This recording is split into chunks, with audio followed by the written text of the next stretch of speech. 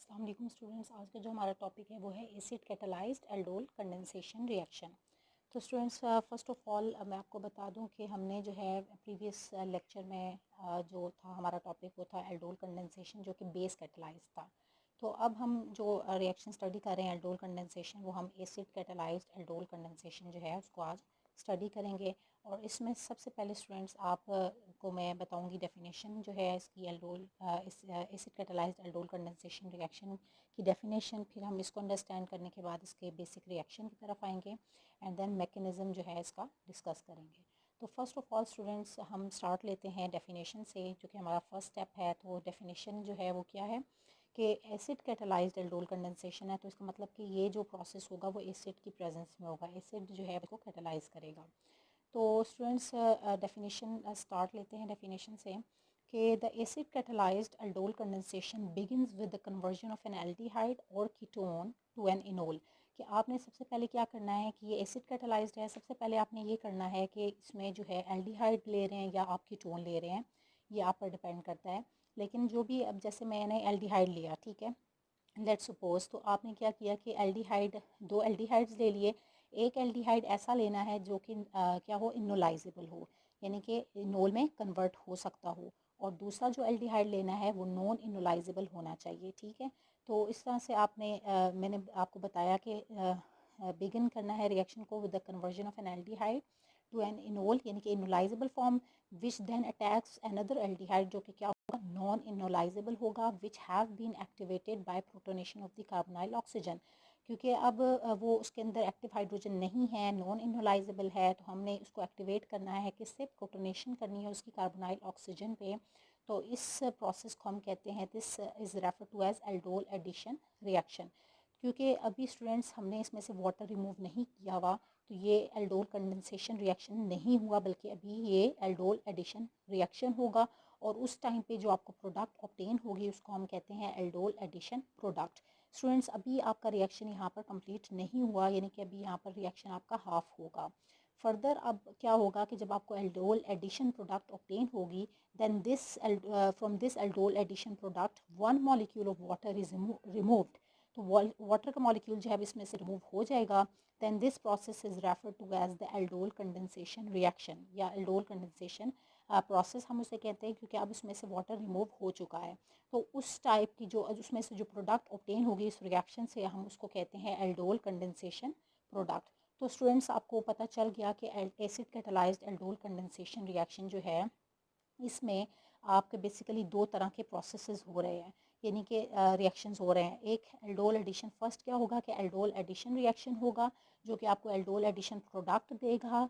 और उसके बाद सेकेंडली क्या होगा कि जो एल्डोल एडिशन प्रोडक्ट आपको ऑब्टेन होगी उसमें से वाटर की रिमूवल होगी और फिर जो है एल्डोल कंडेंसेशन रिएक्शन होगा, जिसको जो हमें देगा प्रोडक्ट जिसको हम कहते हैं एल्डोल कंडेंसेशन प्रोडक्ट। तो स्टूडेंट्स ये बात तो आपको सारी समझ आ गई होगी। अब हम मूव करते हैं टुवर्ड्स रिएक्शन, लेकिन आपको ये बात मैं दोबारा से बता दूं कि ये एसिड कैटालाइज्ड है, क्योंकि एसिड की प्रेजेंस में आप ये जो रिएक्शन करने जा रहे हैं एल्डोल कंडेंसेशन रिएक्शन।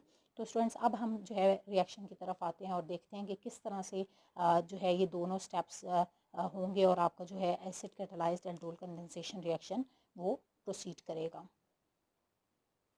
तो स्टूडेंट्स अब हम देख लेते हैं इसका रिएक्शन जो कि बेसिक रिएक्शन है इसका aldol acid catalysed aldol condensation reaction.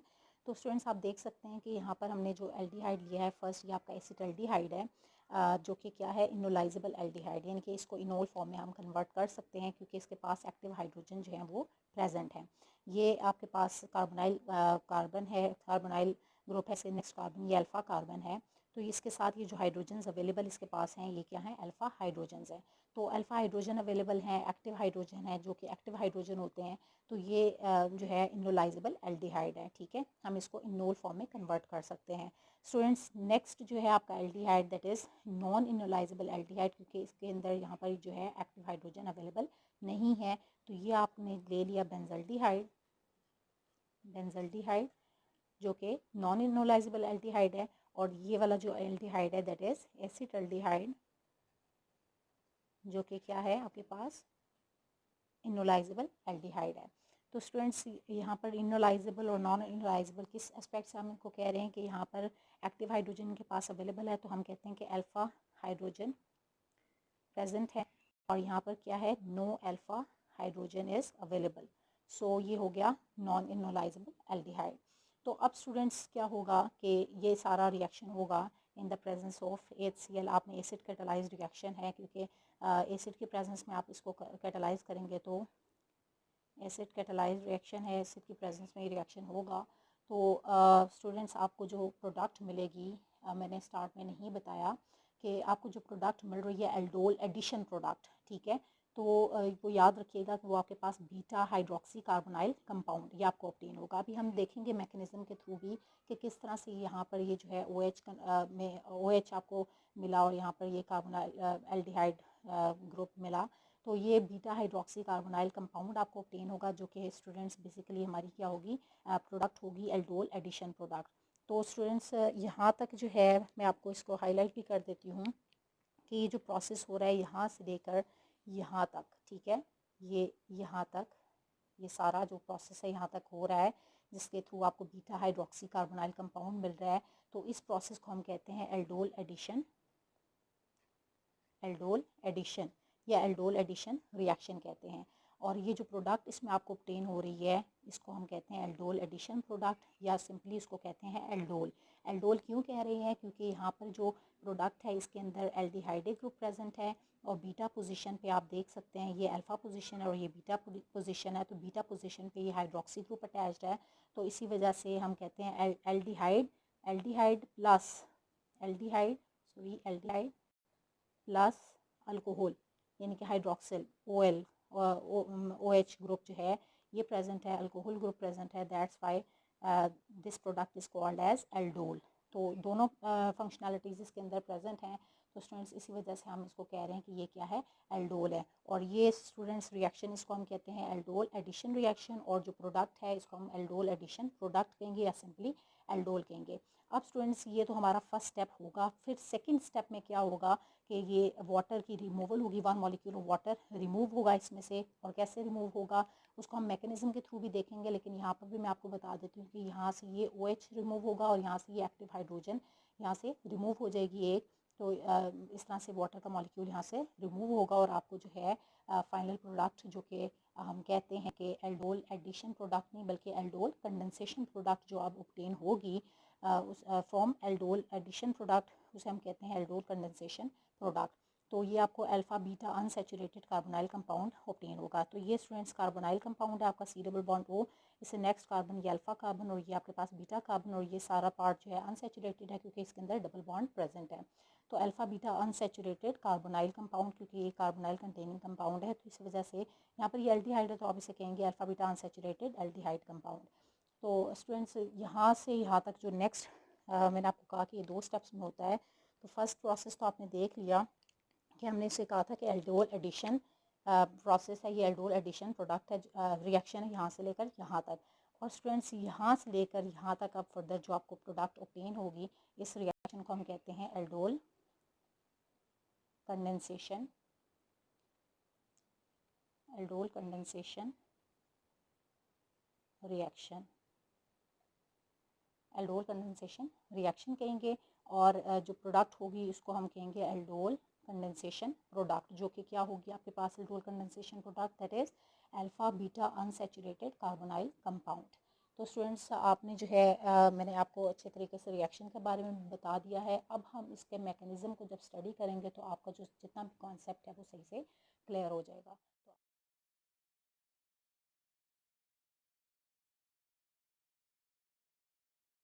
तो स्टूडेंट्स अब हम डिस्कस कर लेते हैं mechanism of acid catalysed aldol condensation reaction.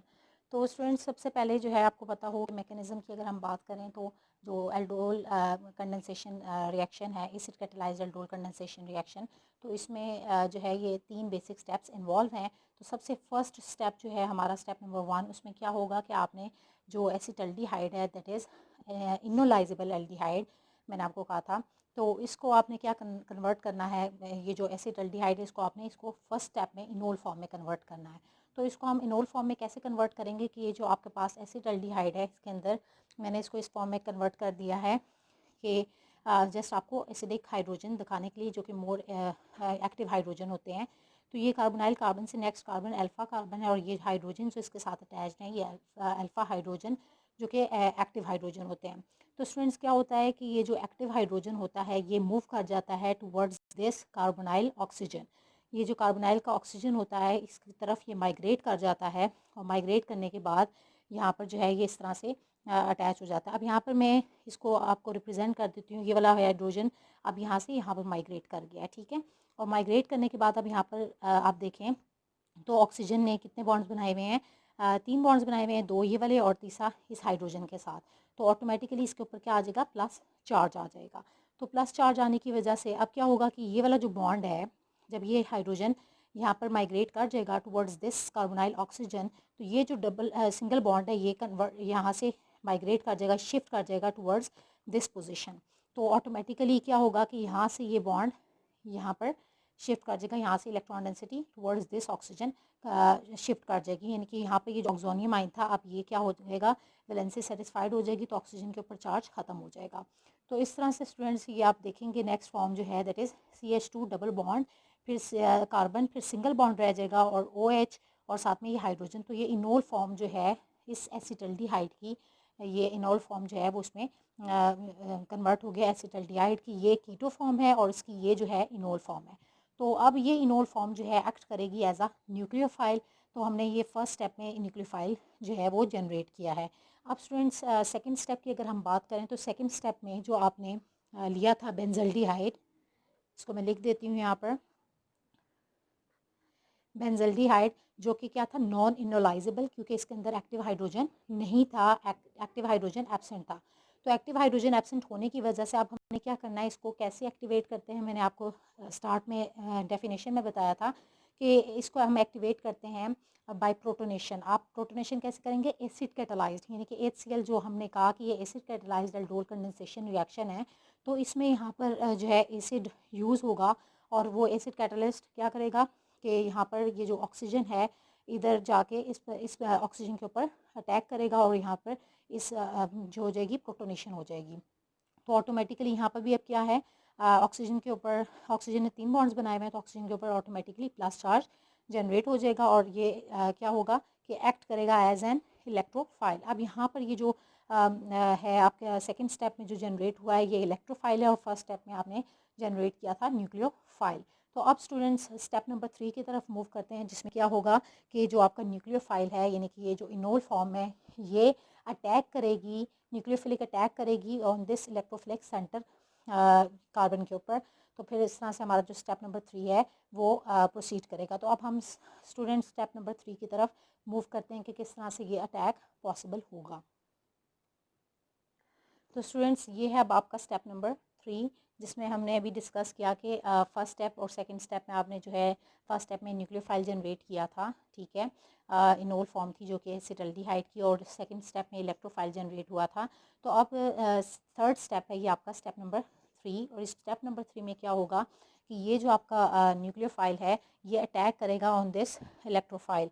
और इलेक्ट्रोफाइल पे कैसे अटैक होगा कि अभी हम इसको मैं आपको दिखा भी देती हूँ कि यहाँ से सबसे पहले ये जो लॉन पेयर प्रेजेंट है ऑक्सीजन के ऊपर, ठीक है, तो ये यहाँ से यहाँ पर शिफ्ट कर जाएगा, ठीक है, और यहाँ से ऑटोमेटिकली क्या होगा, ये डबल बॉन्ड ये अटैक करेगा ऑन दिस कार्बोनाइल कार्बन, ये जो है अटैक होगा इस कार्बन सेंटर के ऊपर जो कि क्या है, इलेक्ट्रोफिलिक सेंटर है, और यहाँ से ये बॉन्ड शिफ्ट कर देगा टुवर्ड्स दिस ऑक्सीजन, ये इलेक्ट्रॉन डेंसिटी यहाँ से शिफ्ट कर जाएगी और यहाँ से ये जो प्लस चार्ज है वो अब ख़त्म हो जाएगा, क्योंकि आप यहाँ पर जो है बॉन्ड शिफ्टिंग होगी, इलेक्ट्रॉन डेंसिटी शिफ्ट कर गई है। तो आपको जो रिजल्टेंट जो प्रोडक्ट मिलेगी इससे, वो आपको क्या मिलेगी प्रोडक्ट, इसको आप देख लें, दैट इज़ PH, ये आपने एज इट इज़ फिनाइल ये आपने लगाना है, अटैच करना है, बाकी ये CH है, ये कार्बन के साथ जो अटैच हाइड्रोजन है ये एज इट इज़ आपने CH लिख दिया, यहाँ पर ये आपके पास OH रह गया फर्दर, और इसको आपने कंबाइन कर दिया, ये वाला पार्ट जो है इसके साथ अटैच हो रहा है ना CH2, तो फिर ये CH2 अटैच कर दिया, और बाकी ये वाला जो है आपने देखा कि जब बॉन्ड यहाँ पर होगा तो डबल बॉन्ड हो गया, तो ऑटोमेटिकली क्या हो जाएगा, ऑक्सीजन के ऊपर प्लस चार्ज आ जाएगा। तो इस तरह से जो है CH और ये ऑक्सोनियम आयन दोबारा से यहाँ पर बन गया। तो स्टूडेंट्स नेक्स्ट स्टेप में क्या होगा कि जो बेस है वो क्या करेगी, यहाँ पर H2O as a base act करेगी, और ये बेस क्या करेगी कि यहाँ पर ये जो प्रोटॉन प्रेजेंट है इधर, ये वाला प्रोटॉन हाइड्रोजन, ये क्या करेगी, इस हाइड्रोजन को एब्स्ट्रैक्ट कर लेती है, क्योंकि आपको पता है बेस हमेशा क्या करती है, प्रोटॉन को एब्स्ट्रैक्ट करने की कोशिश करती है या एब्स्ट्रैक्ट करती है।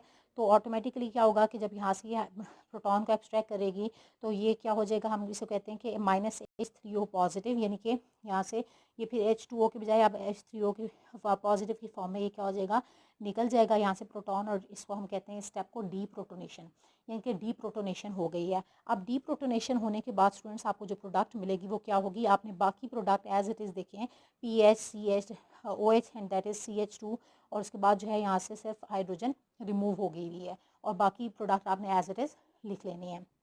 तो स्टूडेंट्स अब यहाँ पर ये जो आपको प्रोडक्ट ऑब्टेन हुई है, हम इसको कहते हैं बीटा हाइड्रोक्सी कार्बोनाइल कंपाउंड। ये आपका बीटा हाइड्रोक्सी कार्बोनाइल कंपाउंड जो आपको ऑब्टेन हुआ है स्टूडेंट्स, ये बात याद रखिएगा, ये आपकी क्या है, एल्डोल एडिशन प्रोडक्ट है, क्योंकि अभी कंडेंसेशन नहीं हुई। क्योंकि ये भी आपको बताया था मैंने आपको स्टार्ट में रिएक्शन के कि आपको फर्स्ट में क्या होती है, एल्डोल एडिशन प्रोडक्ट मिलती है। यहाँ पर ये बीटा हाइड्रोक्सी है, क्यों हम कह रहे हैं, क्योंकि ये अल्फा कार्बन और ये बीटा कार्बन है, तो बीटा कार्बन पे हाइड्रोक्सी ग्रुप अटैच्ड है, तो ये आपको बीटा हाइड्रोक्सी कार्बोनाइल कंपाउंड मिल रहा है। कार्बोनाइल क्यों कह रहे हैं, क्योंकि ये कार्बोनाइल फंक्शनैलिटीज़ के अंदर एग्जिस्ट कर रही है, और कार्बोनाइल फंक्शनैलिटी में ये कौन सी एल्डिहाइड है, तो हम इसको कहते हैं बीटा हाइड्रोक्सी एल्डिहाइड कंपाउंड। आपको beta hydroxy aldehyde compound as an aldol addition product आपको मिलेगा यहाँ तक। अब क्या होगा कि in the very next step, ये मैंने आपको बताया था कि जब आपको एल्डोल एडिशन प्रोडक्ट ऑब्टेन होती है तो उसके बाद क्या होता है, उसमें से वाटर का मॉलिक्यूल जो है रिमूव होगा। अब वाटर का मॉलिक्यूल कैसे रिमूव होगा, कि मैंने इसी प्रोडक्ट को इस फॉर्म में लिख दिया है कि ये आपके पास PH CH और ये OH एज इट इज़। इसी तरह आप ये CH2 को, ये एक्टिव हाइड्रोजन आपको पता है कार्बोनाइल कार्बन के साथ जो अल्फा कार्बन अटैच होता है, अल्फा कार्बन और इसके साथ जो हाइड्रोजन अटैच होती हैं, अल्फा हाइड्रोजन होती हैं जो कि मोर एक्टिव होती हैं। तो ये मोर एक्टिव हाइड्रोजन मैंने इसको सेपरेटली रिमूव करने के लिए वाटर को यहाँ पर शो कर दिया है। तो यहाँ से क्या होगा कि H2O का मॉलिक्यूल जो है, वाटर का मॉलिक्यूल इसमें से रिमूव होगा, और वाटर का मॉलिक्यूल जब रिमूव होगा तो यहाँ पर जो है डबल बॉन्ड जो है वो क्रिएट हो जाएगा।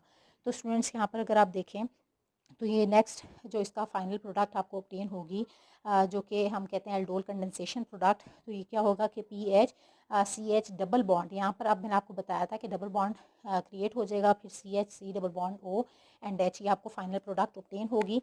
और हम इसको कहते हैं दिस इज़ अल्फा कार्बन, क्योंकि कार्बोनाइल कार्बन से next carbon, and this is beta carbon. तो ये अल्फा बीटा अनसेचुरेटेड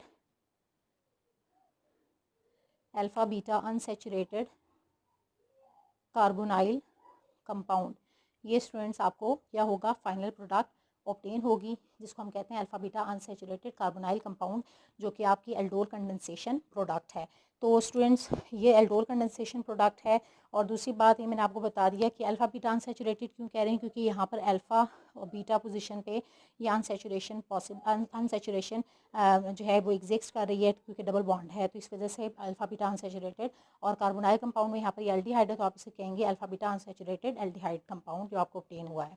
तो स्टूडेंट्स ये हमने डिस्कस कर लिया कम्प्लीटली मैकेनिज़्म को। लेकिन एक दफ़ा मैं आपको दोबारा से बता दूं कि ये जो आपका स्टेप नंबर 3 तक जो हम पहुँचे हैं, इसमें यहाँ तक अगर हम बात करें स्टार्ट से लेकर, जो स्टेप के स्टार्ट से लेकर यहाँ तक जो आपका प्रोडक्ट बना है, that is beta hydroxy carbonyl compound तक, तो ये आपका जो सारा स्टेप है ये सारे के सारे एल्डोल एडिशन प्रोडक्ट है। ठीक है, ये आपको जो प्रोडक्ट मिल रही है बीटा हाइड्रोक्सी एल्डी कार्बोनाइल कंपाउंड, तो ये आपकी एल्डोल एडिशन प्रोडक्ट है।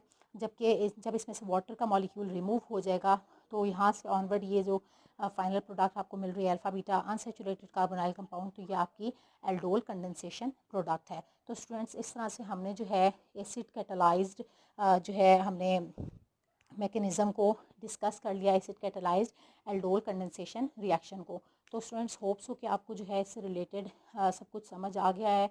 स्टिल अगर आपके माइंड में कोई क्वेश्चन है इस टॉपिक से रिलेटेड तो आप ज़रूर कमेंट्स कीजिएगा, और ताकि मैं आपको रिस्पॉन्ड कर सकूँ। Thank you so much students.